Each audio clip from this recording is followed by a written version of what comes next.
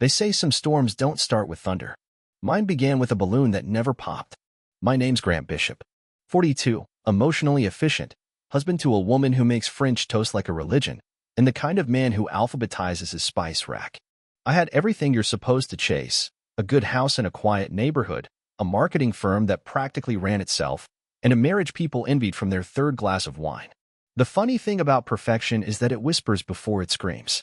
Tuesday was my birthday. Not a milestone one, just a classic, nobody cares you're 42 kind of Tuesday. The kind that makes you appreciate lukewarm coffee and polite texts from old college roommates. Monica, my wife, had insisted on planning a simple night, just the two of us. No big deal. Just her, me, and a cake from the same bakery we've used for years. She called it our ritual. I called it reliable. At 6:03 p.m., I walked through the front door expecting the smell of vanilla frosting and a soft jazz playlist she always puts on during occasions that pretend not to be occasions. Instead, silence. The kind of silence that hums in your ears. The kind that makes you feel like the house is holding its breath. There she was, in the kitchen, back turned, standing still. Too still. Like a paused scene. "Hey, birthday boy," she said without turning around. Her voice too light. A half pitch higher than her usual. I kissed her cheek and said, "Smells like anxiety and lemon cleaner." "Fancy." She laughed, but not really. Just wanted the place to look nice. The table was set for two. Candles. The good plates. Even cloth napkins, which we normally reserve for pretending to be rich. But the cake wasn't on the counter. No presents. No card. Instead, she poured me a drink and said, "We need to talk about something, but not tonight." If you've ever heard the crack of a dam, not when it breaks, but when it starts to, then you know the sound her words made in my chest. I smiled anyway, and I should have let it go. I should have just taken the drink, kissed her forehead, and let the night play out. But curiosity is a cruel drunk, and I'd already had 2 fingers of bourbon. So I asked, "What do you mean, not tonight?" She blinked once. Twice. "It's nothing bad. Just work stuff." "I'm being dramatic," she lied. And poorly. That's when I noticed the second wine glass on the drying rack. One we didn't use. It had lipstick. Not her color. I didn't mention it. Because sometimes, it's not the lies that shake you, it's the preparation of them. The lines she was rehearsing in her head. I made a joke about the cake burning in the oven. She said she'd ordered it for delivery. Like a surprise, she smiled. Except she'd never done that before. Dinner went on. Conversation stumbled like a bad actor. She asked about my project at work. I asked about her new assistant. She mentioned him by name. Twice. We laughed, mechanically.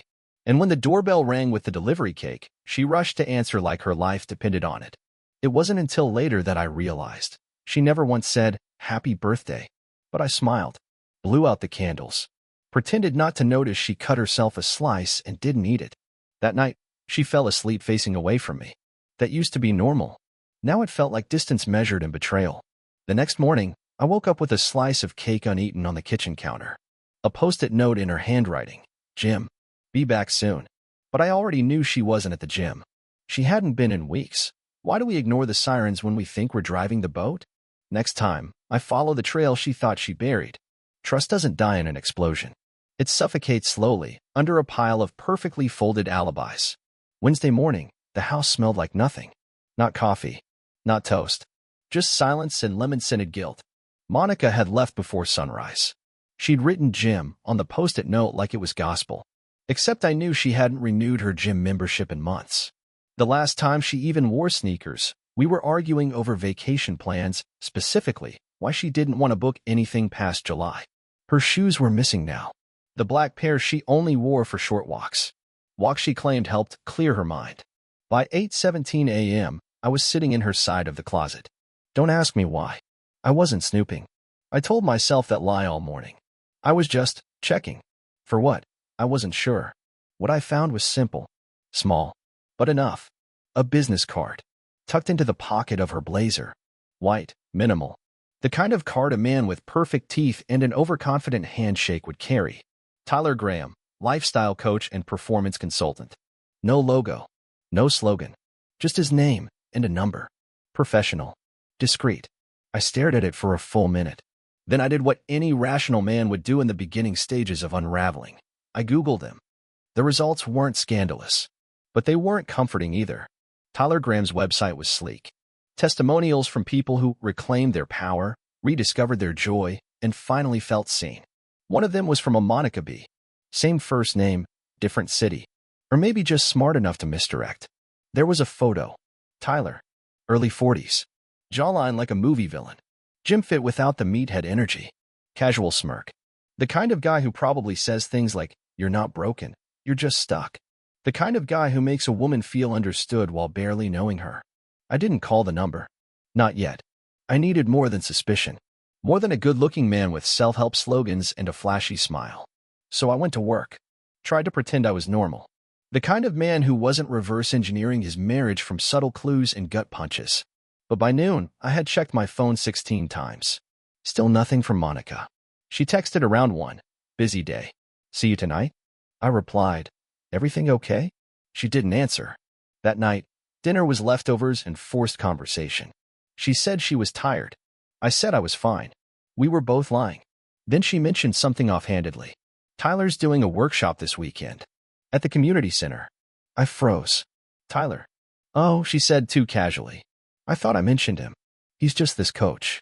One of the girls from yoga recommended him. I didn't say anything. Just nodded. She bit her lip. You'd like him. There it was. The invitation to ignore it all. To accept the convenient version. But I'd already tasted the lie. And it was starting to rot. That night, after she went to bed, I opened my laptop. Looked up the workshop. Transformational Living. Unlocking the Self. One-day event. Open to the public. Free entry. I registered under a fake name. Some betrayals scream. Others whisper through doorways. What I saw at that workshop. It wasn't just a crack in the glass. It was the whole damn thing shattering. You don't need a confession when the truth walks into the room wearing your wife's smile. Saturday came draped in sunlight and irony. I wore sunglasses, a ball cap, and a jacket I hadn't worn in years. The kind of outfit someone wears when they're not famous, but wish they weren't seen anyway. The community center was buzzing with the quiet energy of people desperate for answers. Or hope.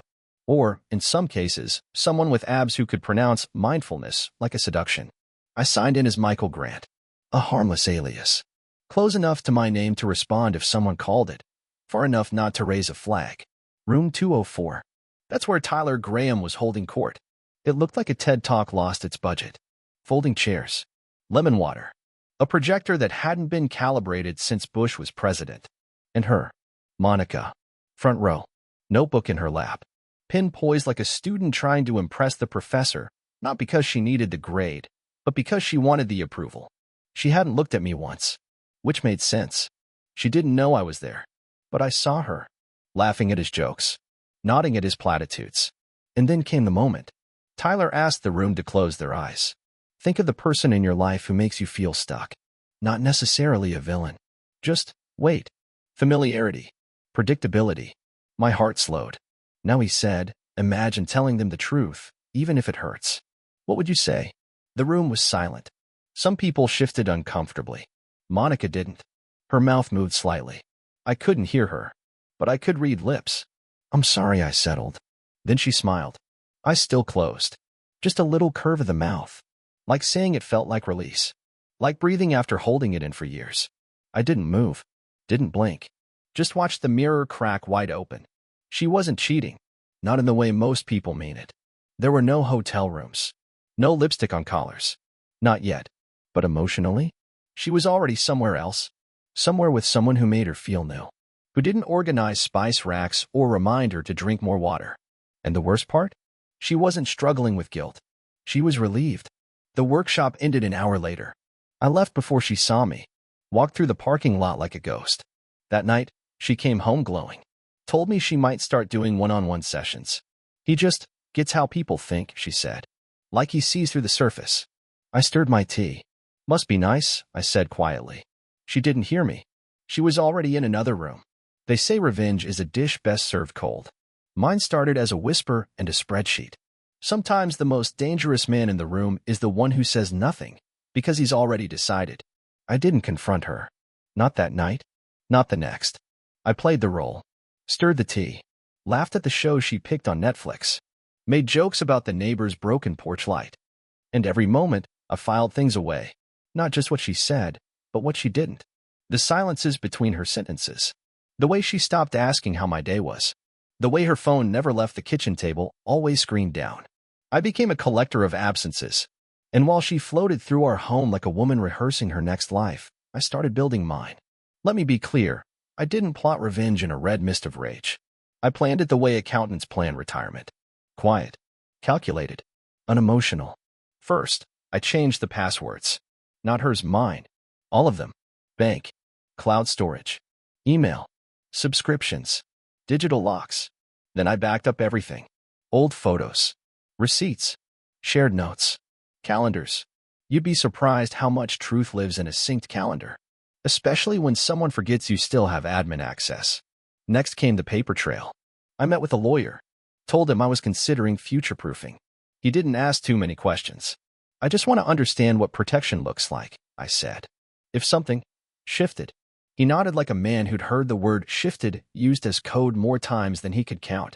We talked about assets, retirement, property division, privacy. Then I started untangling myself digitally, financially, emotionally, like someone easing out of a straitjacket without triggering the alarm. Meanwhile, Monica grew lighter. She started saying things like, I feel like I'm finally finding myself again. And I'd nod, smile, pour her another glass of wine. Because that's what supportive husbands do. She didn't know the wine was from the bottle I'd been saving for a celebration. I figured this counted. She also didn't notice I'd removed my name from the second mortgage application we'd been considering, or that the vacation I forgot to book was never going to happen. But I noticed everything, like how she no longer wore her wedding ring when she left the house, how she started coming back with a subtle perfume I didn't recognize. Earthy, masculine, not mine. I didn't ask, because I was done with questions. I was building an exit so graceful it would feel like a curtain call. And she?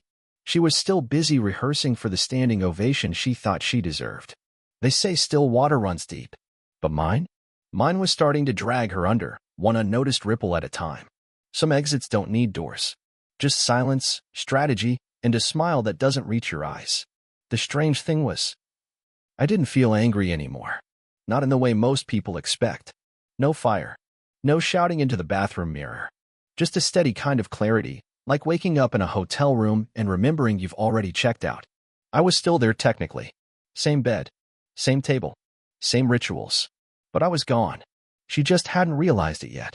I started sleeping a little closer to the edge of the mattress. Not because I needed space, but because I was testing what it felt like to live on the boundary. She stopped noticing. We used to brush knees under the table. Now she scrolled through her phone at dinner and hummed songs she hadn't heard with me. Songs with names like Wild Again and Uncaged. It was cute, in a predictable kind of way. She bought new clothes. Subtle changes, different shades, more jewelry, heels that clicked louder on the tile than they used to. She laughed more, but not with me. At night, she'd come home tired, say she had a headache, and collapse onto the couch like a woman carrying invisible joy in her pockets. Once, I stood behind her while she stared into the fridge, and I watched her lips mouth something. Tell him next Thursday. She didn't even know I was in the room. I started keeping a journal, not because I needed therapy, but because I wanted receipts. Every detail, every moment, every smile she thought I missed. I even gave it a name. Phase 1, the disappearance. I began rerouting my paychecks to a new account she didn't know about. Transferred utilities into her name. Canceled a shared gym membership she hadn't used in 6 months. Then I started staging my departure like a magician rehearsing a vanishing act. I boxed things. Slowly. Quietly. Not the obvious stuff. No clothes, no framed photos. Just the essentials. Paperwork. Backup drives. The contents of the drawer where I kept the watch she gave me when we were still us. She never noticed. I pulled back from our friends. Let her tell the stories. Let her play the part. Oh, Grant's just been working a lot lately. Not wrong. I was working. On my exit. Then, one night, she said it. Tyler invited me to his cabin next weekend. Just for the workshop. It's intensive. She didn't ask if I minded. She asked like someone requesting weather. I nodded once and said, of course. Because that's what ghosts do. They don't argue. They just drift. You ever watch a person build their escape while standing on a trapdoor? I did. And I was holding the rope. The trick isn't to catch someone lying. It's to watch how easily they build the lie without you in it. She packed Friday morning. Yoga pants, oversized hoodie, that amber perfume she only wears when she wants to feel intentional. Her suitcase clicked shut with the same finality as a decision she'd already made weeks ago. "You sure you'll be okay for a couple days?" she asked. I smiled. "Of course." She kissed my cheek. Not my lips. Like I was a colleague holding her mail. The drive to the workshop was supposed to take 3 hours. She took 4. I knew because I watched the location tag update from the tracker I'd hidden in the lining of her car's trunk. Yes, I tracked her. Not because I wanted to confront her. Because I needed certainty. And silence can be loud. But proof? Proof doesn't stutter. The cabin wasn't on a website. No Airbnb listing. Just an address buried in the footer of one of Tyler's workshop email confirmations she forwarded to her friend Ashley. She forgot her cloud account synced to our shared tablet. Oops. It was remote. Lakeview. Serene, if you like that sort of thing. Saturday afternoon, I made the drive. Not to storm in. I wasn't there for a scene. I parked half a mile out, dressed like a hiker who'd lost his trail. Walked the woods. Listened to the birds. The world felt normal. Like it didn't know someone's promises were being rewritten behind a pine door. I reached the ridge around 5:30 p.m. From there, I could see the cabin. Curtains open. Candles lit. And her. Dancing barefoot in the kitchen with a wine glass, laughing like a woman in a commercial. The kind of laugh you only give someone who makes you feel seen. Or forgiven. Tyler's arms came around her waist. She leaned into him. Her lips moved. I didn't need to read them. I already knew. This wasn't a betrayal. This was an erasure. She hadn't just replaced me. She'd recast me in her memory as the thing she escaped from. I didn't record anything. I didn't snap photos. I just watched. Then I left. Back through the trees. Past the gravel. Into the dusk. Because what I was planning now didn't need evidence. It needed timing. What do you do when someone erases you from their story? You write the ending yourself. And send it to the right people. There's no revenge sweeter than letting someone tell the world who they really are without realizing it. Sunday morning, the house was too quiet. But I wasn't alone. I had her words. Her real ones. See, Monica wasn't just careless. She was comfortable. Comfortable enough to sync her cloud. Comfortable enough to email her affair partner from our shared Wi-Fi. And more importantly, comfortable enough to write things down. I had it all. Photos. Messages. Quotes from their sessions. One in particular stood out. "It's like I've been pretending to be someone's wife for years. With you, I finally get to be the version of me I like." There it was. Right there in pixels.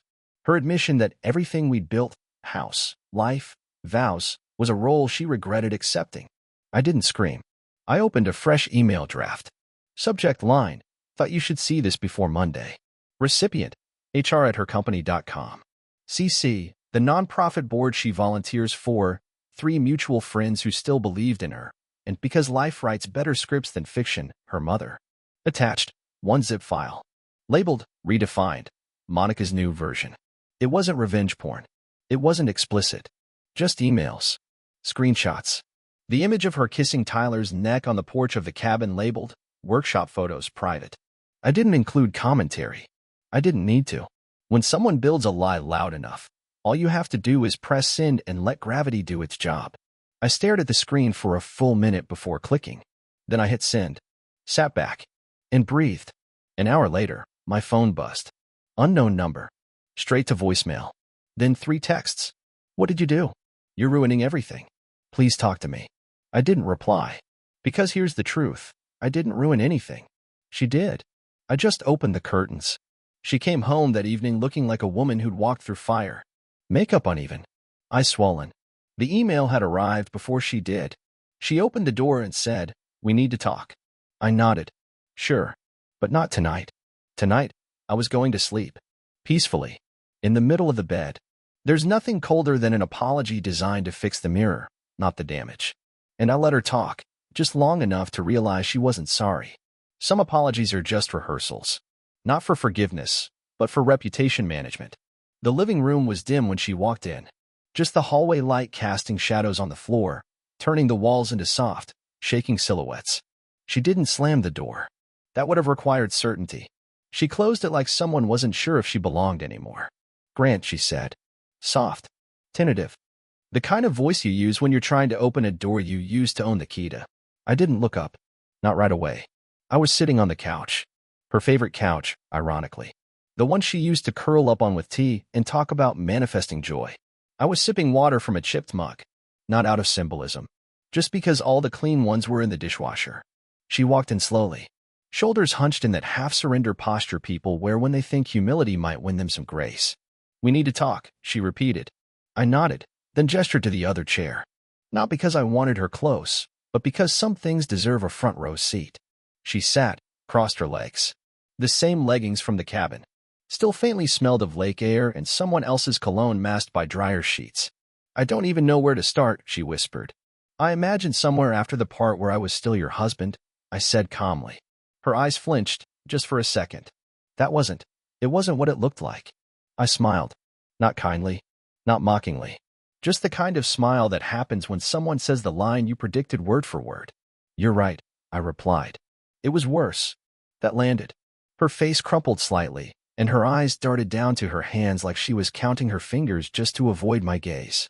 "I made a mistake," she offered next. Like a card in a game she thought she was still playing. "No," I said.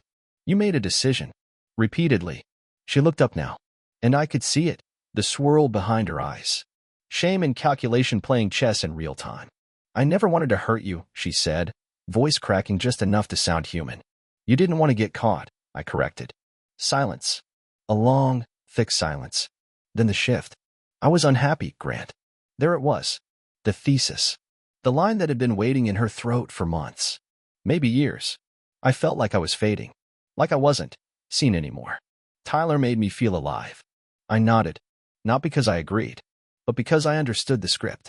She kept going. Like once she started, she couldn't stop. It wasn't about sex. It was about being understood. Appreciated. I lost myself in this marriage, and I was just trying to find yourself. I finished. She blinked. "I know," I said. "That's how it works. You wander off to find yourself in someone else's arms, then circle back when it gets complicated." "That's not fair," she said, the edge of frustration cutting into her voice now. "Fair left this house the moment you decided to go barefoot in someone else's kitchen," I said flatly. She stood up, began pacing. "I know you're hurt. I deserve it. I do. But you blindsided me, Grant. That email, my job is people are talking. My mother called me sobbing. I raised an eyebrow. And here I thought you wanted to be seen." She froze. Just for a beat. "I didn't think you'd retaliate." That word, retaliate, hung in the air like smoke. "I didn't," I said. I revealed. "There's a difference." Her voice dropped. "You could have destroyed me." "No," I said. "You did that. I just made sure the lights were on when it happened." She sat back down slowly. A little less confidently this time. "I don't want this to end like this," she said quietly. "I still care about you." I leaned forward, resting my arms on my knees. "No, Monica. You care about the version of me that kept quiet. The man who smiled through confusion, gave you space, poured your wine, and asked no questions." She said nothing. "I stopped being your husband the moment you stopped being my partner." The air between us changed. Less static now. More hollow. She wiped a tear from her cheek. Whether it was real or a well-timed performance, I'll never know. And I didn't care. "I want to fix it," she said. "Somehow. Maybe counseling. Or just time. I know I can make this right."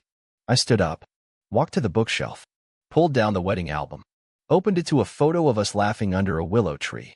The light caught her face perfectly. She looked so sure. So certain. "I miss this woman," I said, tapping the image. She looked at the photo. Her lip trembled. Then I closed the album. But I haven't seen her in years. And I'm done waiting for her to come back. She didn't cry. Not fully.